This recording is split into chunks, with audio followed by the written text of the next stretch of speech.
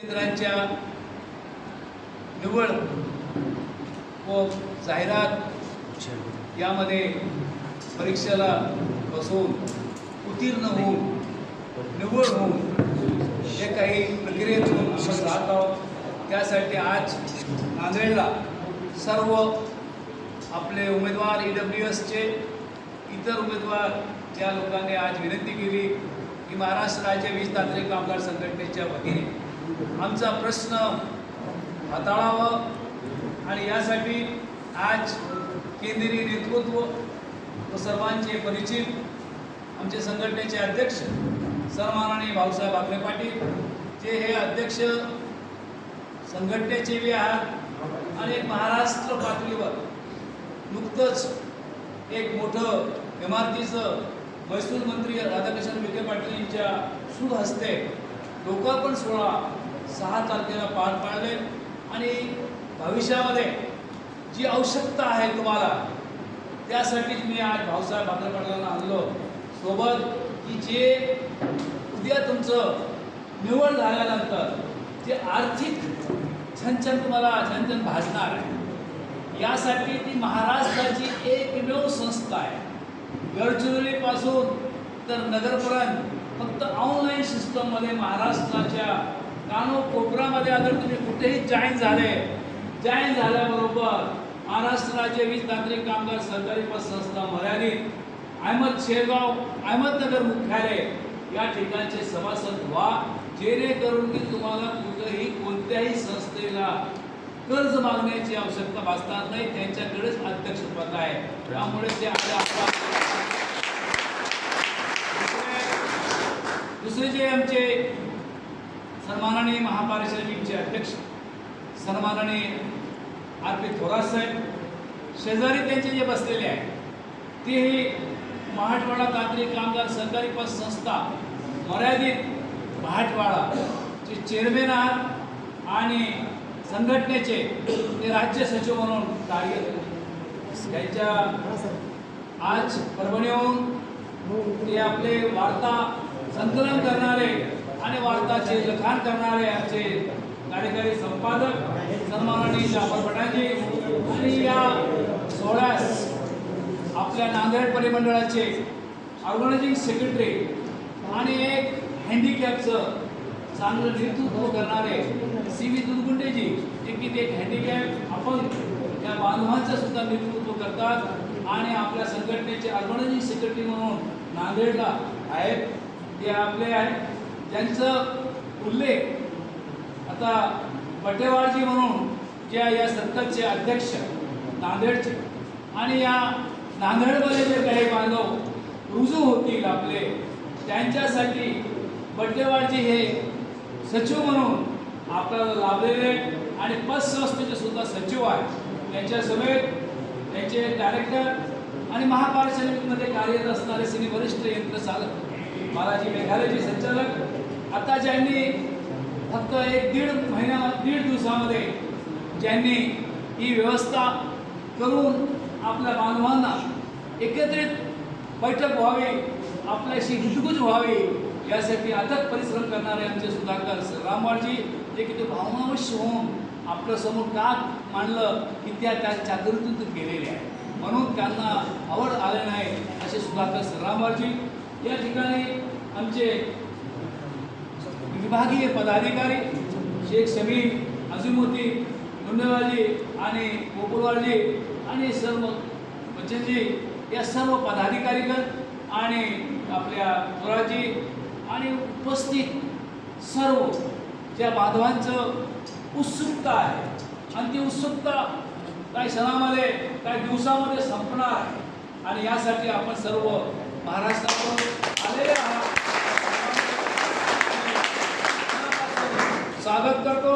आणि समीर यांनी आणि त्यांचे सर्व सहकारी आहेत ज्यांनी आपलं VCद्वारे व्हिडिओ कॉन्फरन्सद्वारे गुगलद्वारे जे आपल्याशी हितगुज होत आणि हितगुज असताना मी समीरला हेही म्हणतो त्यांच्या समवेत 4-5 पदाधिकारी बोलत होते त्यांचे औरंगाबादचे हे पदाधिकारी या ठिकाणी आलेले जे माननीय उच्च न्यायालयामध्ये याचिका दाखल करणारे बांधव आहेत तेव्हा मी यांना विनंती केली होती आपल्या पदाधिकाऱ्यांना की Google Meet किंवा VC यापेक्षा फिजिकल मीटिंग होतो आणि फिजिकल मीटिंगमध्ये एकमेकांच्या समक्षमे उपस्थित असतात आणि काही बाबी आपल्यासमोर आम्हाला मांडताना आनंद होईल आणि काही व्यथा आहे ते व्यथासुद्धा आम्ही मांडू शकतो म्हणून आम्ही आपल्याला या ठिकाणी पाचारण केलं आणि आपण आलात अजून वेळ कमी होता नाहीतर बहुतांशी महाराष्ट्रातून लोक अजून आले असतात कारण वाशिम असेल बुलढाणा असेल अनेक ठिकाणून लोक आले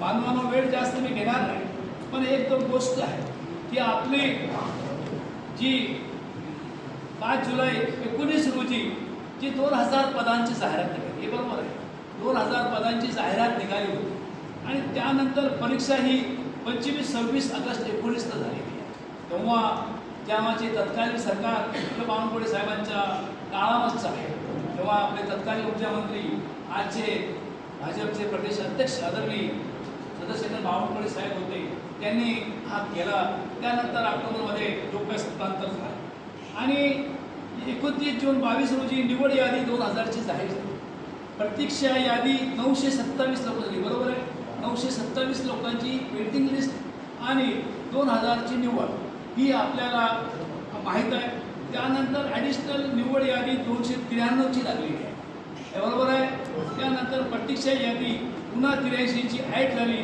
आणि 22 ऑगस्ट जाहीर करण्यात आली त्यामुळे पद संख्या एकूण 2293 झालेली आहे बरोबर आहे सर 2293 हे उपकेंद्र सहाय्यकांची पद संख्या झाली यानंतर जे आपल्याला जे 1 आणि 2 डिसेंबर 20ला मूळ व ॲडिशनल लोकांची कागदपत्र पडताळणी जाहीर झाली डिसेंबर ते मार्च 21 नियुक्ती देण्यात आली ते म्हणजे त्यांना 21 पर्यंत नियुक्त्या देण्यात आल्या त्या सर्व प्रक्रियेतून SEBC उमेदवार यांच्यामुळे व ॲडिशनल यादीतील 289 उमेदवारांना प्रक्रियेतून कोर्टाच्या निर्णयामुळे स्थगिती देण्यात आली स्थगिती आदेश 9 सप्टेंबर 20चा होता आहे बरोबर आहे सर मान्य चालू आहे त्यानंतर यामध्ये 2292 पैकी 289 SEBC आणि 210 EWS हे दोन्ही घटक वगळता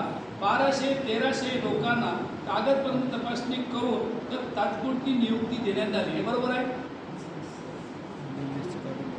संघटनेशी अशी मागणी आहे की प्रतीक्षा यादीतील 1029 लोकांना तात्काळ नियुक्ती देण्यात यावी आता प्रश्न असा आहे की पहिले निवड झालेले लोक असतील त्यांचा अगर आपला प्रतीक्षा सायमल्टेनियसली हा एक होता 1029 प्रतीक्षा यादीतील 450 लोक कंपनीतील कार्यरत आहे म्हणजे की 1029 मध्ये जे 450 जे उमेदवारांची निवड झालेली आहे ती निवड आपल्या टेक्निशियन असतील काही तंत्रज्ञ असतील किंवा विद्युत सहाय्यक असतील अशा विविध कंपनी महावितरणमध्ये कार्यरत आहे असे 450 लोक आहेत कार्यरत आहे 579 मुले हे नवीन उमेदवार आहेत या सर्वांना आज या ठिकाणी आपल्याला हे सर्व काही घटनाक्रम मी यासाठी सांगितलं की आपण ते जाणता आपण या मान्यवरांनी यातून केलेलं आहे आता प्रश्न असा आहे की बाबा आपण 19ची 22मध्ये म्हणजे जवळपास 2-2.25 वर्षाचा कालावधी 1 वर्षाचा कालावधी राहत आणि एक तर अनेक अडचणी या अनेक अडचणीतून मात देऊन आपली कसं तरी जाहिरात निघाली आणि जाहिरात निघाल्यानंतर आता त्यावेळेस EWS नव्यानेच आता काही लोकांना त्याची कल्पना नव्हती खरं सांगतो त्या EWSची खरी कल्पना काही बांधवांना नव्हती आणि ते EWS मधून फॉर्म टाकण्यापेक्षा वंचित राहिले आणि आपण बांधव लोक लक्की राहिले यासाठी लक्की राहिले की तुम्ही जे काही बांधवाने अर्ज केलं ते सर्वचे सर्व लागले म्हणजे आता कोणाचा मार्क किती आहे तर तुम्हाला माहिती आहे तुमचं मार्क किती आहे आता तुम्हाला जर धाकधूक जे मेन आहे की बस समांतर आरक्षण किंवा अजून काय येते का काय होते हे जर धाकधूक आहे आता काही लोक म्हणाले आम्हाला जाणीव नव्हती नाहीतर आम्ही बी फॉर्म भरला होता आणि बाबा ती ठीक आहे एखाद्याचं लक्ष ते लक्ष त्यांचं चाललं आणि त्यामुळे त्या लोकांची निवड झाली आता म्हणतात असं करा ते आमचं अन्याय झाला वगैरे वगैरे हे सर्व तुम्हाला चर्चेत माहीत असतं. पण आता नेमका काय आहे? आता त्या ठिकाणी आपण म्हणजे मागव मुंबई उच्च न्यायालयाचा 29 तारखेला निकाल निकालामध्ये जे काही उद्देश आहे काय आहे हे सर्व काही आपण माननीय महावितरण कंपनीला दिलेलं आहे. आणि महावितरण कंपनीला आज जसं तुम्ही इथं बसलेले आहे, तुम्ही मंत्रालय गाठले, प्रकाश गडला झालंय, गीते डॉक्टर गीते साहेबाला भेटले, याला भेटले, त्याला भेटले. आता यानंतर जे काही प्रक्रिया किंवा काही बांधवांचं आम्हाला दूरध्वनी आले की बाबा आमचं काय, आणि त्या ठिकाणी काही आर्थिक दुर्बल घटक म्हणून काही उमेदवार होते, ती ज्या SBC आपण ज्याला म्हणतो होते काही उमेदवार त्यांचं काही पूर्ण आले असं काय कसं काय म्हणतो. आता नेमकं आपण मुद्द्यावर की आपल्याला जे 237 236 उमेदवार आपण हे प्युअर EWSचे बरोबर आहे, 100% EWSचे. आता या लोकांना अगोदर संधी दिल्यानंतर प्रतीक्षा यादीला संधी मिळाली. अगोदर तुमची निवड झालेली आहे आणि त्यानंतर वेटिंग लिस्ट आहे. आता वेटिंग लिस्टमध्ये EWS आहे, बहुतांशी EWS आहे. आता यासाठी समीर किंवा यांच्या बांधवांचा आम्हाला फोन यायचा किंवा काहीतरी करा, नोटीस द्या. म्हणून आपण जेव्हा योगायोगाने आपले सन्माननीय तनपुरे साहेब यांच्याशी आम्ही राहुरीला कार्यक्रम घेतला, त्यांची भेट घेतली. आपण लोकांनी बी जाऊन भेट घेतली. आपणही माननीय ऊर्जा राज्यमंत्र्यांची भेट घेतली आणि त्यांना सर्व वस्तुस्थिती मांडली. जेव्हा आपल्याला कल्पना असेल, जेव्हा कडक लॉकडाऊन होता, त्या लॉकडाऊनमध्ये दोन्ही मंत्र्यांना आपण भेटले, आम्ही भेटलो. डॉक्टर नितीन राऊत साहेबांनी त्यांच्या फेसबुकवर त्यांच्या गुगल एक टाकलं आणि तनपुरे साहेबांनी म्हणून आपली उपकेंद्र सहायकांची विद्युत सहायकांची यादी घालण्यामध्ये यश आहे, हे आपण मान्यच करावं की दोन्ही मंत्रीगणाने आपल्याला केलं. त्यानंतरची जी प्रक्रिया आहे, आता माननीय ऊर्जामंत्री महोदयांच्या अध्यक्षतेखाली मिटिंग झाली. त्या मिटिंगमध्ये सुद्धा आपली बाजू माननीय ऊर्जा राज्यमंत्री महोदयांनी मांडली. त्यानंतर आपले कार्यकारी संचालक अरविंद हरिकरजी यांनी सल्ला मागितला, गव्हर्नमेंटचा सल्ला मागितला की बाबा माननीय ऊर्जा राज्यमंत्री महोदयांच्या अध्यक्षतेखाली सोयीची मिटिंग झाली, त्याबद्दल काय करायचं आहे म्हणून सल्ला. त्या सल्ल्याचं नाही काय. त्यानंतर माननीय उच्च न्यायालयाचं आपण बसलेले आहेत मानलो, यांनी पिटिशन दाखल करून निर्णय घेतला, त्याची प्रत दिली. त्या भूषण कुलकर्णी असेल, शशिकांत पाटील असेल, गीते साहेब असेल, सर्वांना तुम्ही चक्र मारून प्रकाश गडाचे थकले. मंत्रालयामध्ये सामान्य प्रशासनाकडे सामान्य प्रशासन म्हणतो की आम्ही देऊन टाकलं, काय कळवलं काहीच. म्हणून आम्ही आपल्या सर्वांच्या बांधवांचं ऐकलं. ऐकल्यानंतर माननीय दिनेश वाघमारेजी हे सन्माननीय आज प्रधान ऊर्जा सचिव, त्या प्रधान ऊर्जा सचिव महोदयांना एक लेटर लिहिलं, ते आपल्या व्हॉट्सअपवर वाचण्यात आलेलं आहे. ते लेटर असं लिहिलं होतं की आज मंत्रिमंडळ स्थापन झालेलं आहे, फक्त माननीय मुख्यमंत्री महोदय, माननीय उपमुख्यमंत्री आणि ऊर्जा खात्याचे मंत्री कोणी जाहीर झाले नाही. त्यामुळे या शासनाचे आणि ऊर्जाचे घटक तुम्ही प्रमुख आहात, म्हणून आम्हाला या विषयावर भेटू. पण इथं गेम वेगळंच होतं. त्याला तुमचा निर्णयच द्यायचा, तुम्हाला पोलवण करायचं, काय नाही. उपसचिव त्यांचे जे अंडरचे उपसचिव आहेत त्यांनी कळवून दिलं तुम्हाला काय कळवायचं ते दिलं. त्यानंतर मग आपण वाट पाहिली, बाबा काहीच होत नाही.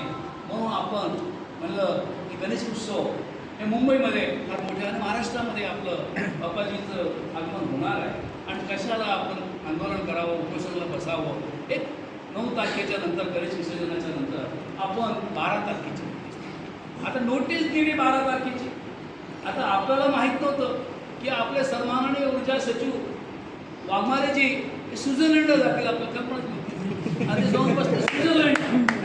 आता स्वित्झर्लंडला बसले आणि त्यांना लावलं फोन मी, आणि मी म्हणजे स्वित्झर्लंडला आहे, मला सांगतो केव्हा पोचले स्वित्झर्लंडला तुम्ही, मला आता वेळ लागला परत यायचं.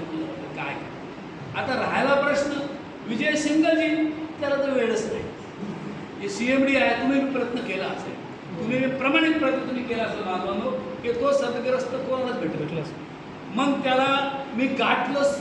जे आमचे सन्माननीय अध्यक्ष महोदय भाऊसाहेब भाकरेजी आहे, आर.पी. थोरातजी, तो बोले मला मुख्य सचिवकडे जाय.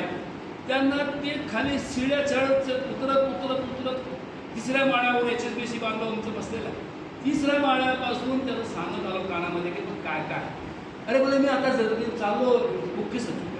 म्हणून तुम्हाला वेळ आहे की नाही हे सांगा, की आम्ही काय करायचं. ते नाही, गीते साहेबाशी तुम्ही बोलली. मग गीते साहेबांच्या समवेत मीटिंग लावली. आता ते गीते साहेब फुलपट्टी लावून बसतात. आमची इच्छा होती की तुमचे इथून रिप्रेझेंटेटिव्ह आलेले होते. एक माझ्या औरंगाबाद शहराचंच होतं, असं दुसरं जालन्याचे होते. हे दोघांना आत घेऊन जावं, पण त्याला असं वाटलं की बाबा हे काय करत ते काय नाही.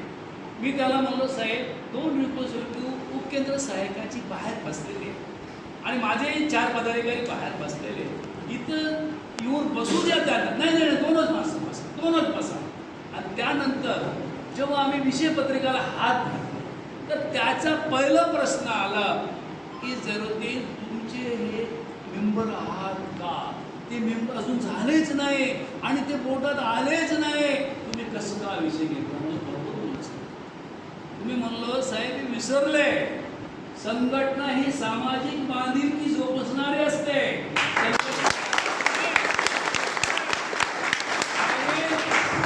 दुसरं जे महत्वाचं की हे बांधव जे सिलेक्ट झालेले आहे हे EWSचे असतील, पण ते काही आउटसोर्सिंग आहे, शिकाऊ उमेदवार आहे, आमच्या कर्मचाऱ्यांच्या पाल्यांचे मुले आहेत, त्यांचा अधिकार आहे या संघटनेवर. गीते साहेब आम्हाला असं वाटलं ते CRO संजय ढोकेजी ते मला नाही तुम्ही परमनंट कामगाराचे. मला परमनंट कामगारांचे असेल तर अपिलेशन काय. अपिलेशन हे म्हणतो की 10-11 मेंबर एका ठिकाणी जमा झाले आणि त्यांनी एखादा कृती समिती गठीत केली आणि ती विशिष्ट संघटनेची संघटना मान्य करावंच लागेल. का मान्य करत नाही, का बोलायला अडचण आहे आणि तुमचं कुठं का दुखते पण दाखवा. नाही हे विशेष नाही. आणि आम्ही काय म्हणतो, तुम्ही फक्त एकच उत्तर द्या गीते साहेब की माननीय उच्च न्यायालयाचा निर्णय आल्यानंतर त्याची अंमलबजावणी तुम्ही करणार आहे की नाही, किंवा हे अवमान याचिका दाखल करण्यासाठी आमचे बांधव सज्ज आहे. म्हणलो फक्त बिलकुल नाही.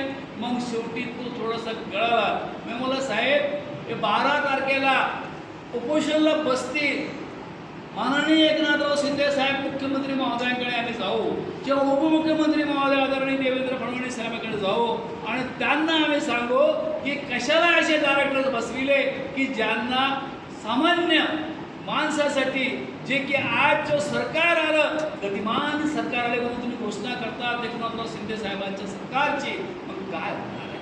मग ते म्हणलं की बाबा हे प्रकरण गेलेलं कुठे गेलं. मंत्रालयात कोणत्या माळ्यावर गेले हे तर सांग. कोणत्या माळ्यावर गेलं हे सांगू दे. 3ऱ्या माळ्यावर गेलं की 4थ्या माळ्यावर गेलं की 6वा गेला की 7वा गेला. नाही ते सांगतात का. सांग ना बाबा काय आहे की आम्हाला सांगितलं या ठिकाणी आम्ही जाऊ ना, सामान्य प्रशासनाच्या सचिवला भेटू किंवा माननीय ऊर्जा मंत्री महोदय जे आहेत ज्यांच्याकडे DCM आहे, चार्ज आहे, त्यांना विनंती करू, त्यांना सकाळी घालू आम्ही की साहेब या 236 लोकांचा प्रश्न नव्हे, अनेक बांधवांचा ते वेटिंगचे वाल्यांचे आहे, विद्युत सहायकाचा प्रश्न आहे, ते सुद्धा परेशान आहे, का नाही होते. मग म्हणलं की बाबा आम्ही शासनाकडे पाठवतो. मला शासन 1 फ्लोअरवरून 7 फ्लोअरपर्यंत मंत्रालयाचं शासनच आहे. कोणत्या फ्लोअरवर जावं, ऊर्जा विभागाकडे पाठवलं ते पाठव. ऊर्जा विभागाचे उपसचिवने तुम्हाला लेटर दिलं की तुमच्या पातळीवर काय निर्णय घ्यायचा घ्या. लेटर दिलं तुम्हाला ते वाचा. नाही ते आता मी काही जास्त सांगू शकत नाही. मी इतकं सांगू शकतो की शासनाचं मार्गदर्शन आलं तर मी लगेच करेन. तुम्ही का पुढे करणार आलं तर थांबता कसं. मग आचार केला की तो 7 तारीख बांधवांना उजळली होती आपल्या 7 तारीख संध्या उजळली. त्यानंतर मी विचार केला की बाबा आता वाघमारे साहेबचं काय. मी फोन लावलं. 8 तारखेला मला कल्पना मिळाली की साहेब इंडियाला आले, स्वित्झर्लंडहून आले. 9 तारखेला विसर्जन होतं परवा. 9 तारखेला गणपती विसर्जनचा निमित्ताने फोन लावतो वाघमारे साहेब. फोन लावायला बरोबर म्हणलं साहेब इंडियात आले का? हो आले. मला वेलकम सर इंडियाला आले. ते मला धन्यवाद. आणि ते धन्यवादपर्यंत ते चांगलं हो. जेव्हा तुमचा प्रश्न काढला की ते बिघडलं बिघडायला मागतो. मला काय त्रास द्याल? मला त्रास द्यायचं काय? तुम्ही ऊर्जा सचिव आमचे, प्रधान ऊर्जा सचिव आमचे माननीय वाघमारे साहेब आपण आहात. आणि आपल्याकडे आमचं गीते साहेब म्हणतात की तुमच्याकडे हे प्रस्ताव पाठवलं. माझ्याकडे प्रस्ताव नाही आला. मला फोन लावलं गेलं ते आम्हाला काय माहीत साहेब. आता आम्हाला काय त्रास देण्याची इच्छा नाही तुम्हाला म्हणलो. पण आमचे सन्मानाने गीते साहेब आम्हाला सांगतात की मी पाठवलं. आता आमचं काय आहे आम्हाला असं माहीत मिळाली. मग ऊर्जा सचिव आमचे मी नाही, ऊर्जा सचिव शासनाचे आहे म्हणून शासनाकडे हा प्रस्ताव आला असेल. नाही नाही नाही माझ्याकडे प्रस्ताव नाही काय नाही. आणि तुम्ही एक काम करा मला बोला साहेब विजय सिंगल साहेबाला भेटा. त्यांच्या कडे जा, त्यांच्या दालनामध्ये जा, केबिनमध्ये जा. मला साहेब ते करावंच लागेल शेवटी काय करणार. मग त्यासाठी मी काल ग्रुपवर लेटर टाकलं. जे काही बोललो तेच लिहून त्यांना लेटर पाठवलं की माननीय वाघमारे साहेब आमच्या फोनमुळे तुम्हाला त्रास झाला असेल तर समोर आमच्या फोनमुळे या बांधवांसाठी म्हणलो आम्ही तुम्हाला फोन लावलो पण तुम्हाला त्रास झाला असेल तर त्याबद्दल सॉरी दिलगिरी. आता आपल्याला करायचं. आता एक गोष्ट इथं निश्चित झालेली आहे की करता घरता कोण आहे? विजय सिंगल साहेब. आणि आपण आता ऊर्जा सचिवकडे जायचं नाही, शासनाकडे जायचं नाही. आणि आपल्याला मेन आपले आहे कॉम्पिटंट अथॉरिटी ज्यांच्याकडे हे खाता आहे, अध्यक्ष आहे ते विजय सिंगल साहेब. आता आपल्याला आज जो निर्णय घ्यायचा तो निर्णय आंदोलनाचा घ्यायचा. हे बांधव काय आपली याचिका दाखल करायची असतील काय करायची असेल परंतु आपल्याला आता धडक द्यायची असेल तर प्रकाश गळावर द्यावा.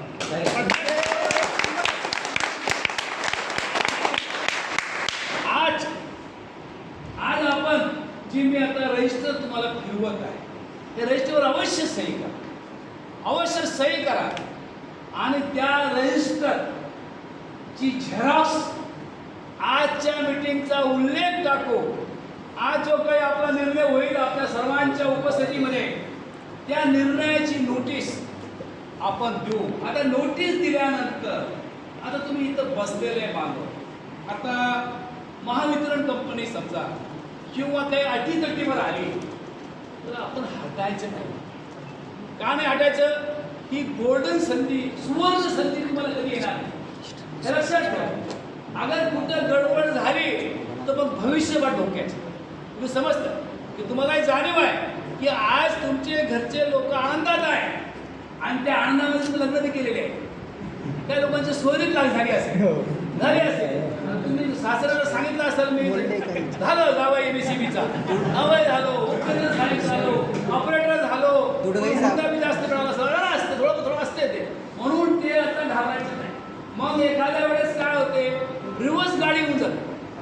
की रिवर्स गाडी नाही आणायची असेल तर आपल्याला आज ठाम राहायला पाहिजे. आता ठाम राहायला पाहिजे, आंदोलन करायचं. आता आंदोलन कोणत्या रूपाचं? आपण सम करू शकत नाही कारण आपण सर्व्हिस करत नाही. आपल्या समोर एकच मार्ग आहे, उपोषण किंवा धरणा. दोन गोष्टी. धरणामध्ये कितकं महत्व आहे, उपोषण. अगर 236 आणि तुम्हाला कोणी जोडले गेले बाकीचे वेटिंगवाले किंवा विद्युत सहाय्यक अनेक लोकांचं म्हणणं आहे की आम्ही बी तुम्हाला पाठिंबा देतो. विद्युत सहाय्यकवाल्यांचे बी अनेक फोन येतात, भाऊसाहेबाला मला अनेक बांधवाला येतात, तुम्हाला बी आले असेल की तुम्ही नोटीस द्या आम्ही बी येतो. तर मग आपण नोटीस दिली तर उपोषणाची द्यावं लागेल. आणि तो उपोषण अन्नत्यागचं द्यावं लागेल. आणि अन्नत्यागचं उपोषण दिलं तुम्ही आणि त्यावेळेस आता तिथं आहे कोर्ट, मांजरा गेलेले आहे आणि तिथं सायलेंट झोन आहे. आणि सायलेंट झोन असल्यामुळे आपण त्यांना सांगणार आहे की बाबा आमच्या पोटातच काय नाही तर काय आवाज देणार. आम्ही सांगू परमिशन मागायला गेलो तर आम्ही सांगू आमच्या पोटात काय राहिलं अंधार राहिलं तर आम्ही ओरडू. आमच्या अन्नाची कॅपॅसिटी 48 तास पर्यंत राहील. आणि उपोषणाची नोटीस दिल्यानंतर बांधवांनो तुम्हाला 2 दिवस 3 दिवस तुमच्याकडे कोणी पाहणंच नाही. मग तुमची चुलबुल चालू होईल. घरची आठवण येईल, मुलं बाळांची आठवण येईल, बायकोचा फोन येईल, मग तळमळ करणार या नेत्याला धरणार आणि काहीतरी करा, मग काही जाऊ द्या, काय कोणते पाहणे जाऊ द्या, असं नाही बोलायचं. हे ठरवून घ्या. कारण उपोषणला बसल्यानंतर आज मार्चची लढाई लढावं लागेल. लोकशाही मार्गाने लढायची, आपण काय हुकूम नाही. आज या मार्चची लढाई लढायची असेल तर आज निर्णय घ्या. आणि आपण नोटीस दिल्यानंतर चर्चेला बोलो न बोलो, पण त्यानंतर ती प्रक्रिया पूर्ण करावं लागेल. ती प्रक्रिया कोणती? निर्मलनगर पोलीस स्टेशनच्या बांद्राचा आहे. नोटीस दिली, तुम्ही आणि 2 बांधव मुंबईला माझ्या समवेत येईल. आपण निर्मलनगर पोलीस स्टेशनला जाऊ, परमिशन घेऊ, साराई नोंदचा घेऊ. आज सध्या पावसाळा चालू आहे.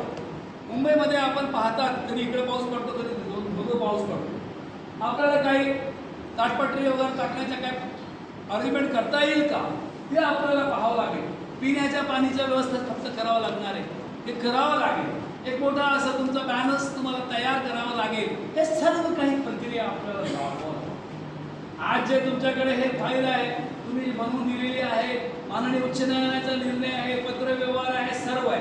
आता यांच्यामध्ये तुमच्यामध्ये अगर जे बसलेले काही बांधव आहे, वेटिंग लिस्टवाले, जे आपण उल्लेख केला, हे लोकही यास तयार आहे, विद्युत साहेब यास तयार आहे, ती मी त्यांची यादी आहे. म्हणून माझं एक म्हणणं आहे की आपण आंदोलनासाठी तयार आहात का, हा निर्णय पाहिजे. तुम्ही सर्व मान्यवर जे आहे सर्वांनी अगर हात उचलून सांगा की आम्हाला उपोषणाला बसायची तयारी आहे का? तर हे बिलकुल तुम्ही त्यानंतर तुमचे नेते मंडळी कोण आहे, 5 लोक तुम्ही तयार, 5 नावं तयार करा. म्हणून आमच्यावर विश्वास न ठेवता तुमचे जे 5 रिप्रेझेंटेटिव्ह आहेत, जेव्हा चर्चेला जाईल तेव्हा मी हक्काने सांगेल की साहेब मी आत येणार नाही, पण आमचे 5 लोक आले हे मी सांगेल. हे 5 बांधवाचे तुम्ही महाराष्ट्राची निवड करा. हे 5 नावं कोण पाहिजे चर्चेच्या आत, त्यासाठी निवड करा. आम्ही ते नावं नोटीसमध्येच काढून देतो की हे आमच्या संघटनेच्या अधीन आहे आणि चर्चेला बोलवलं तर या 5ही लोकांना बोलावं लागेल, या चर्चा होणार. या सर्व गोष्टीचा इथं आपण 10 मिनिटं झाल्यानंतर माननीय अध्यक्ष महोदय बोलतील, निर्णय करू. आता राहिला प्रश्न, 14 दिवसाची अवधी द्यायची की 7 दिवसाची द्यायची? त्या 7 दिवसामध्ये तुमची महाराष्ट्रामध्ये तुमचं भ्रमण होईल का, लोक येतील का? नाही तर 14 दिवसाची नोटीस दिल्यानंतर 14 दिवसांमध्ये मला एक निश्चित आहे की आता जे दसरा आहे, 5 तारखेला 6 दसरा, दसऱ्याच्या पूर्वी आपलं होऊ द्या. आज समजा आपली तारीख आज 11 आहे, 15-14 दिवसाची अवधी मिळते. दसरा जे आहे आणि ते सोने लुटण्याचं काम तुम्ही हातामध्ये तुम्ही सोनं घेऊनच या, असं काहीतरी करा की जेव्हा आपण करू शकेल. कारण तुम्ही सर्वांची दुवा घ्या. हे जे आज महाराष्ट्रामध्ये जो भरती प्रक्रियावर यायचं सावळा बदल चालू आहे, रिक्रुटमेंट सेलचा हे जे भरती विभाग आहे आपलं, हे भरती विभागाचा सावळा गोंधळामुळे तुम्ही अटकले. अगर वेळोवेळी अगर तुमचा निर्णय झाला असता, ते वेळच नाही का नाही केलं त्यांनी, वेळोवेळी टिप्पण्या का नाही तयार केल्या या प्रशासनाने, HR विभागाने, की त्यांच्या चुकीमुळे आज आपल्याला करावं लागतं. तरी माननीय कोर्ट तुमच्या बाजूने असल्यामुळे थोडं दिलासा मिळाला तुम्हाला, माननीय उच्च न्यायालयाचा मला दिलासा मिळाला. म्हणून यांनी जे काही आज जाहिरात काढ, काही जनरेशनचे मागं आहे, जनरेशनची ही मीटिंग 30 तारखेला मंत्री साहेबाबरोबर झाली. त्यांनी 30 कॅसेट रिपीट केलं की आम्ही माननीय कोर्टाचा, त्यांनी तर उलटच बोललं की अगर हे 98 लोकचा आम्ही विचार केला ते खाली जातील. मला कसं खाली नाही, याचे नंबरच बसत नाही बोले, बोले कोणतं नवीन आता पण सलट झाले कशावर नाही बोला. मी पाहिलं अगं हे यादी लावायचं असेल तर म्हणजे फार अडचण येणार.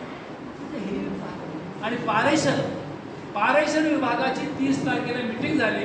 मानानं 25% जागा इथं ओपन होणार आहे या महिन्यात. ते जाहिरात तुम्हाला ते नंतरचा पाठ आहे, ते करायचं नाही करायचं, कोणाला पारेषणमध्ये जायचं नाही जायचं तो पाठ वेगळा आहे. तो सुद्धा निघणार आहे. म्हणजे आता आपल्याला जो काही मूळ विषयावर यायचं आहे, एक गोष्ट निश्चित आहे, पहिला आपला जो ठराव आहे की बेमुदत उपोषणाला आपल्याला बसायचं आहे. आता दसरा जो आहे तो 6 तारखेला आहे आणि आपलं 14 दिवसाची नोटीसही म्हणलं 30 तारखेचं आताच 30 तारखेही धरलं आपण आणि 6 दिवस ते आपल्याकडे असणार दसऱ्याची येण्याच्या, त्यामध्ये काहीतरी मार्ग निघेल. तुमचं बी सोशल मीडिया फार स्ट्रॉंग आहे. तो केंद्र सहाय्यकाचे तुमचं सोशल मीडिया इतकं स्ट्रॉंग आहे की तुम्ही त्याच्यावर अनेक वेळा प्रचार करतात, गुगल मीट घेतात आणि लोकांना हे करतात. आपण आपल्या या ठिकाणी आपल्याला मी सांगावंच वाटतं, आज कोणी सोलापूरहून आलो, बीडहून आलो, बुलढाण्याहून आलो, तर आता जे काही आपल्याकडे एकनाथराव शिंदे साहेबांचे आमदार कोण आहे तुम्हालाही माहिती, भाजपचे आमदार कोण हे आपल्यालाही माहिती आहे, मलाही माहिती आहे. तर त्यांच्याकडे नोटीस दिल्यानंतर आपल्याला त्यांना निवेदन द्यावं लागेल. आम्ही आपल्या मतदारसंघाचे आहे साहेब, आमची निवड झालेली आहे आणि आम्हाला कंपनी आदेश देत नाही, माननीय न्यायालयाने आम्हाला निर्णय दिलेला आहे, अंमलबजावणी करत नाही. देवेंद्र फडणवीस साहेबांना सांगा, शिंदे साहेबांना सांगा, हे आपल्याला करावं लागणार आहे. आणि तुम्ही प्रसिद्धीमध्ये सुद्धा माहेर आहे, तुम्ही चांगल्या प्रकारे प्रसिद्धी सुद्धा करू शकता, ते प्रचार करावं लागेल. आणि या सर्वांसाठी एकच आहे की महाराष्ट्रातील जे काही 2000 उमेदवार असतील, 3000 उमेदवार असतील विद्युत सहायकाच्या, एकमेव आता आमच्यामध्ये जसं तुम्ही सांगितलं जवळपास 450 लोक हे MSEBच्या महावितरणचे कंपनीचे कार्यरत कर्मचारी आहेत. यांना बी आम्ही सांगू, बेटा तुम्ही विचार, तुम्ही उतरा उपोषणामध्ये, तुम्ही उतरा. या लोकांच्या तर हातामध्ये काही पगार नाही, काय नाही, परेशान लोक आहेत. तुम्ही तर पगारदार आहे, तुम्ही बसा यांच्याबरोबर, आम्ही त्यांना आव्हान करू. आज तुमच्यामध्ये बारामतीचा एक कॅन्डिडेट आला, त्यामध्ये तुमच्यामध्ये 12 लोक स्पोर्ट्सचे लागलेले आहेत, खिलाडू लागलेले आहेत आणि ते आमच्या महावितरणमध्ये टेक्निशियन वरिष्ठ तंत्रज्ञ म्हणून कार्यरत आहेत.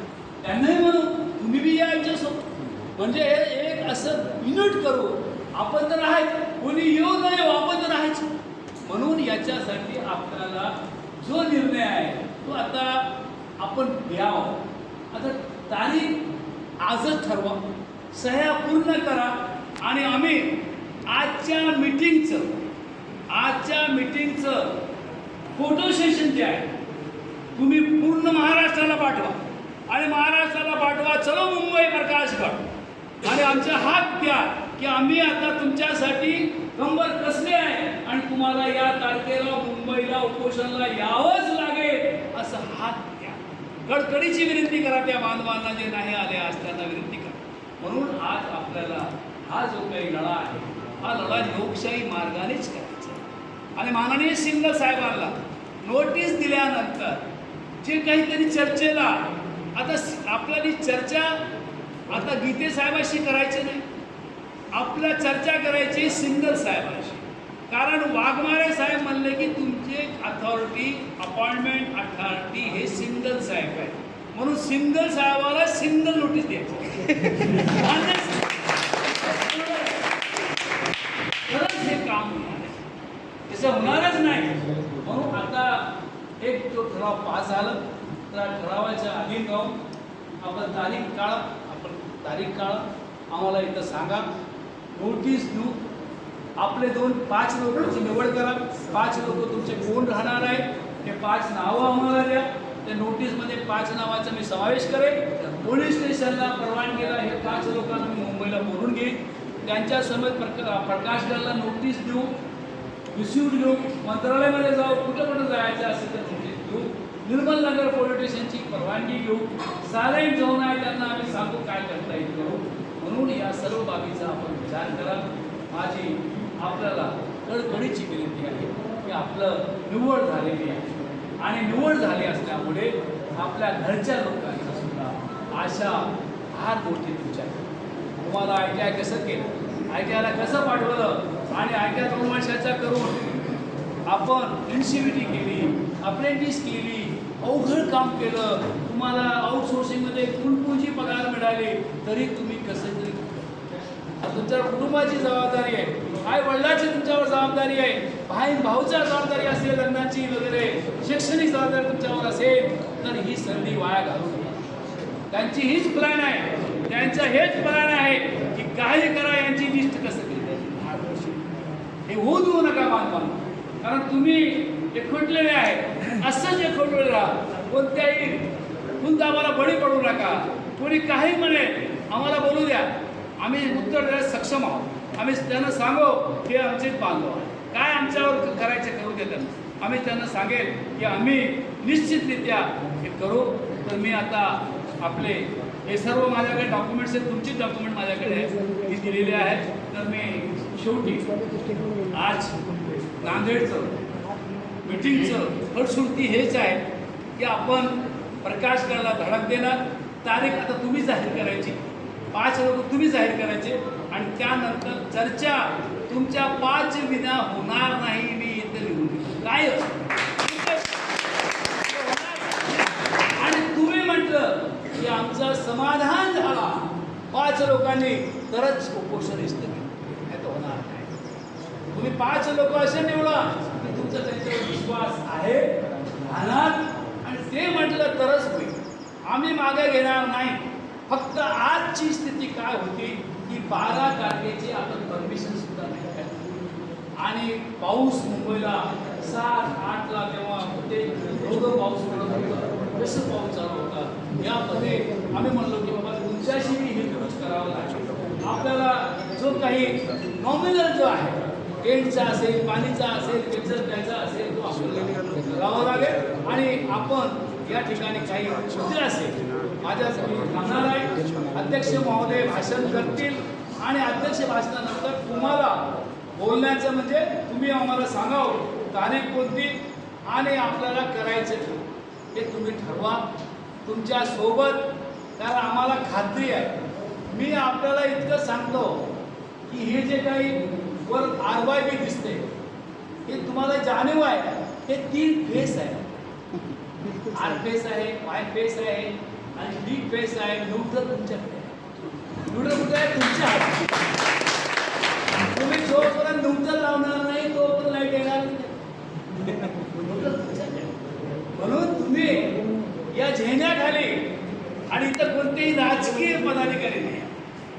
आज एकही राजकीय पदाधिकारी सन्माननीय भाऊसाहेब आग्रे पाटील आमचे अध्यक्ष आहे, हे आज प्रिन्सिपल ऑपरेटर आहे, नगर संस्थेचे चेअरमॅन आहे. हा भाग वेगळा, पण ते प्रिन्सिपल ऑपरेटर म्हणून आज कार्यरत आहे.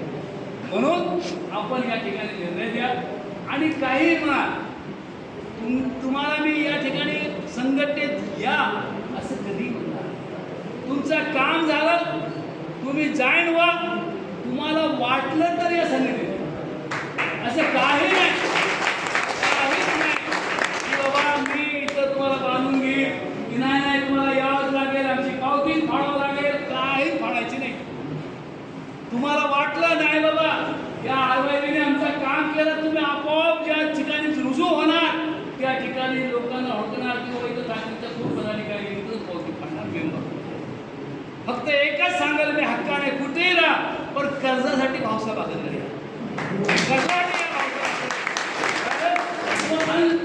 मर्यादित कर्ज देणारा एकच माणूस आहे महाराष्ट्रामध्ये. कर्ज देणार तुम्हाला आता आर्थिक चंचल येणारच आहे, अडचण येणारच आहे.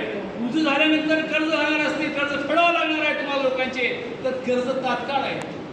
म्हणून आपण या आज या ठिकाणी समीर आणि त्यांचे सर्व सहकारी सुधाकर श्रीरामवार यांनी हा जो काही पिटिशनच्या ऑफिसमध्ये 40-50 लोक बसू शकत म्हणून हा भाग निवडला. म्हणून मी आपल्याला विनंती करतो की आपण या ठिकाणी जे काही आपल्याला निर्णय सोपमोग घेऊनच जाईल. धन्यवाद. जय हिंद महाराष्ट्र.